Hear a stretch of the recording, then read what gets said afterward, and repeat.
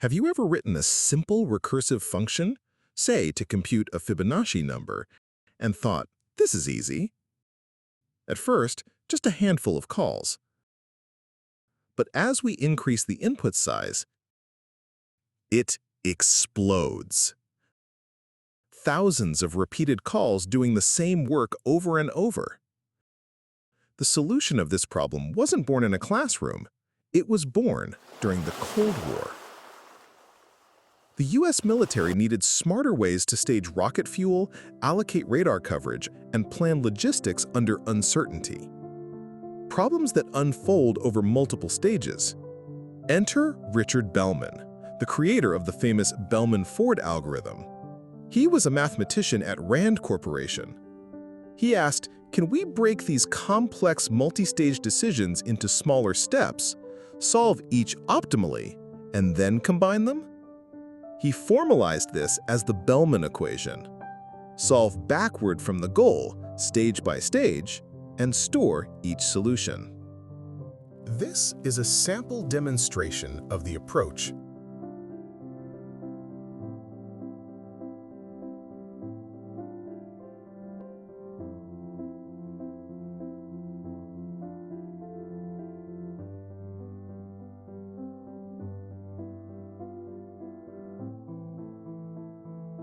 This is how the equation looks like. Let's break down the terms.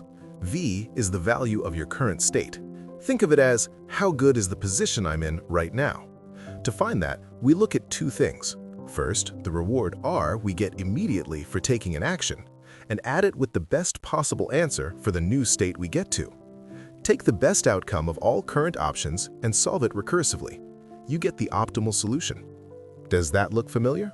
For those who already know about dynamic programming, it looks just like the line of code you write to calculate the current best value, or formerly known as the state's transition of the approach.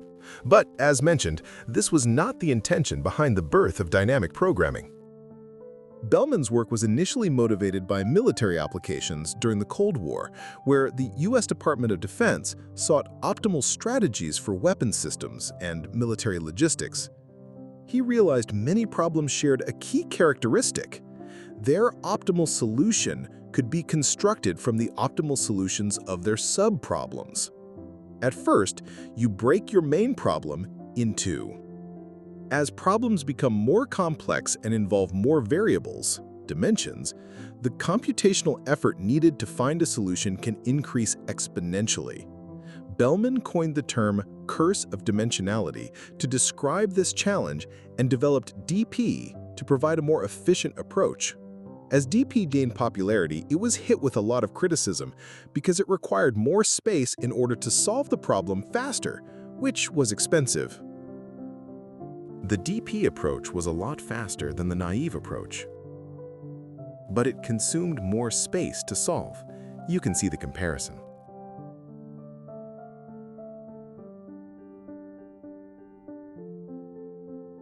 To gain speed, DP must spend memory. Here's a fun detail. Bellman couldn't use words like optimization or mathematical analysis. They made military funders nervous. So, he chose dynamic and programming, where programming meant planning, not coding. What started as a defense research tool now powers everything from Google Maps to reinforcement learning. And yes, your dreaded coding interview problems.